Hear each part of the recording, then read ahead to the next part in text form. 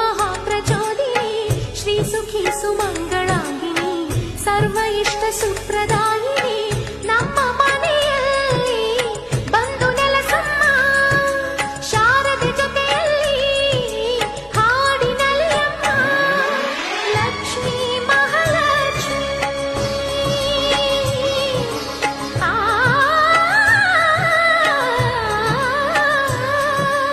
ಲಕ್ಷ್ಮೀ ಮಹಾಲಕ್ಷ್ಮಿ ಲಕ್ಷ್ಮೀ ವರಲಕ್ಷ್ಮಿ ಲಕ್ಷ್ಮೀ ಗೃಹಲಕ್ಷ್ಮಿ ನೀ ನಗುವಾಗಿ ನಗವಾಗಿ ಬಾರಮ್ಮ